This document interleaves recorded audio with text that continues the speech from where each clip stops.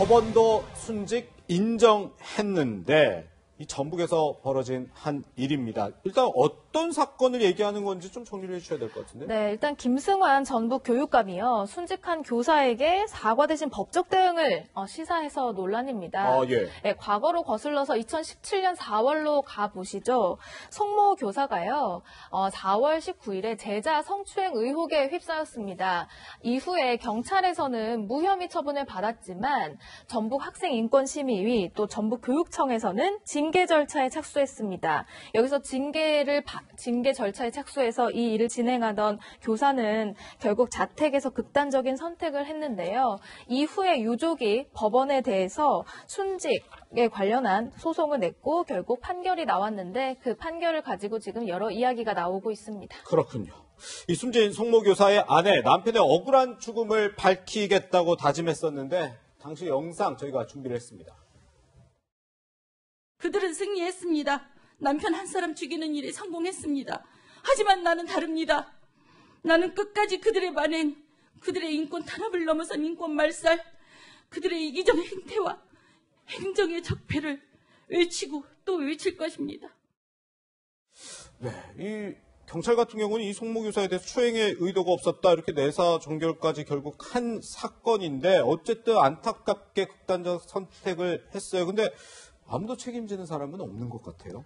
저는 안타까운 죽음입니다. 예. 이번에 이제 수학 선생님이고 그 학생 수가 많지 않은 학교이기 때문에 그 학부모들이랑 학생들 간의 친분 관계도 두텁고 무혐의 되는 과정에서도 학생들 스스로가 심지어는 성추행에 당했던 학생 스스로가 탄원서를 제출했습니다. 그 탄원서 내용을 보면 우리 수학 선생님 돌려주세요. 수학이 재미가 없습니다. 할 정도로 오해가 생겨서 된 게 문제다 하고 전 학생들이 탄원서를 내고 해서 이게 무혐의 처리된 것이거든요.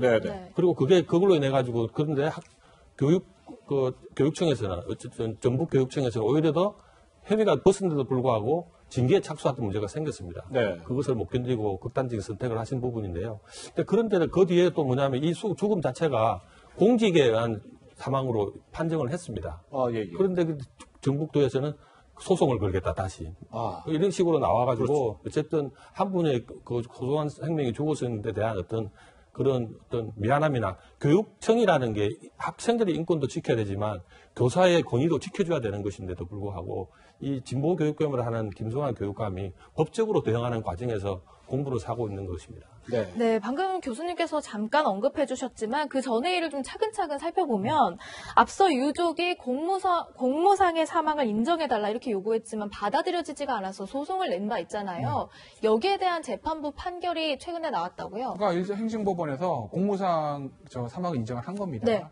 그러니까 스스로 이제 목숨을 끊은 것이기 때문에 스스로 목숨을 끊은 분들이 공무상 제외에 순직이 맞느냐, 인과관계가 있느냐는 것은 항상 쟁점이 되는 부분이에요, 법적으로. 근데 이 부분 같은 경우에는 소송을 내서 유족이 승소를 한 거죠. 그럼 보시면 조사받으면서 스트레스가 있었다. 그러니까 공무상 재해로 보고 인과관계가 인정된다.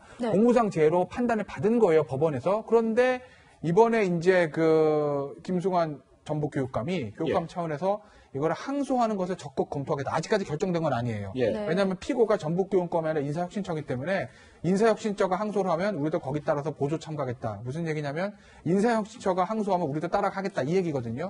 그렇기 때문에 여전히 이제 법적인 어떤 분쟁들이 계속 될 거를 예고를 해놨기 때문에 아마 유족 입장에서는 이거를 사과하면 될 일을 왜 저렇게까지 법적으로 끝까지 다투나라는 이제 얘기를 좀 나오는 겁니다. 항소는 항소인데 이 안타까운 일에 대해서 김승환 교육감은 뭐 사과도 안 한 건가요? 사과했다는 얘기는 아직 보도는 없습니다. 그래요? 아직까지는 하지 않은 걸로 알려졌는데 제가 하나 이해하지 못하겠는 거 1심에서 재판이 적기 때문에 국가기관 같은 경우에 자동적으로 항소할 수밖에 없는 것들은 있어요.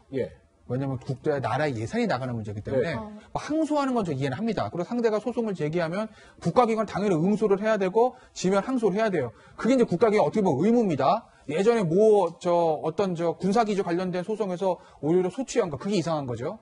그런데 이 사건 같은 경우에는요. 경찰에서 무혐의 처분이 났어요. 그리고 피해자는 선생님이 추행했는데 제가 합의할게요가 아니라 선생님이 추행 의도가 없었습니다라고 명백하게 밝혔습니다. 그래서 수사기관에서 내사 종결한 거예요. 근데 왜 직권조사를 하는 거죠? 뭐 때문에요? 성범죄는요. 가장 중요한 게 피해자 의사입니다. 피해자가 저 성범죄 당한 적 없습니다. 라고 말하면 없는 거예요. 수사기관도 다 그거 알고 조사하고 혹시 피해자를 압박해서 합의한 거 아닌지 다 봅니다. 네. 그거 그때 무혐의 처분했는데 저 인권 어디요? 전국 학생 인권심의위원회요? 여기서 왜 그 직권조사 시작한 거죠? 누구를 위해서요? 네, 순직 교사에 대해서 사과 대신 법적 대응을 예고한 전북 교육감 이야기 해봤습니다. 김태현 변호사님과는 여기서 인사 나누겠습니다. 고맙습니다.